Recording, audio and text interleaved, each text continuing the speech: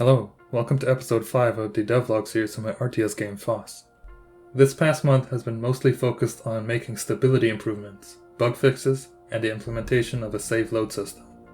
One major feature that's been missing from Phos is the ability to save and load the game.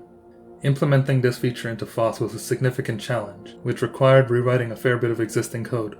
Fortunately, this gave me the opportunity to do some code cleanup and make it more extensible. In order to save and load the game, there are two sets of data that need to be saved: the game map and the game state. The game map consists of all the data related to tiles, buildings, and units on the map. The game state contains data like resources and storage, buildings that are unlocked, and other data.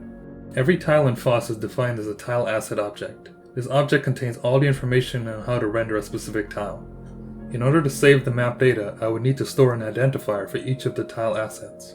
At first I tried to utilize Unity's addressable system in order to handle assigning identifiers and getting a reference to the original tile asset. Unfortunately, the addressable system doesn't seem like it was designed to be used this way. In addition to this, Unity would freeze every time I tried to load the tiles. This might have been caused by trying to load too many tiles at once. Instead of using the addressable system, I decided to make my own system for assigning IDs to each of the tiles. My system was a lot easier to use than the addressable system, but it had its own downsides. All the tile assets are loaded into memory even if they aren't used on the current map. This is something I might improve in the future if it becomes necessary. Now I'm able to work on actually saving the data. To do that, I need to strip away any unnecessary data and organize it in a way that is easier to store. There are only 4 pieces of data that need to be stored for each tile: a tile ID, tile height, tile position, and the original tile ID. The original tile ID is used to determine which tile is rendered underneath certain buildings. In addition to this, tiles can also optionally store arbitrary data. This is only used by certain specific tiles. Everything else about a tile can be recreated when the map is loaded.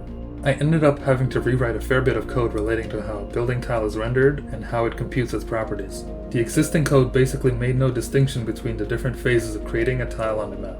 I separated everything into several phases. First is the render phase. The majority of tiles only use this phase. The render phase instantiates all meshes related to the tile and applies any properties defined by the tile asset. Buildings have additional phases. They have a build phase, which happens when construction is complete on the building.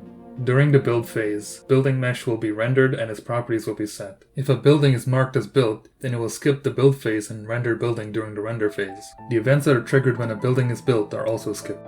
Setting up these phases and reworking the order of events was a significant challenge. This introduced many bugs, some of which are probably still waiting to be found. After sorting out saving of the map, saving the game state was trivial in comparison. The majority of data that needs to be saved was already in a format that can be saved easily. All I had to do was copy the resource counts and serialize the build queue for buildings. The build queue is currently the only thing that I did not include in saving. Luckily, it should be pretty easy and it should be done by the next devlog. Up to this point, the sky in Phos was rendered using a gradient sky shader. This didn't look very good, especially when using FreeCam, and it also had some very strange issues that caused metallic objects to appear as if they were glowing in the dark.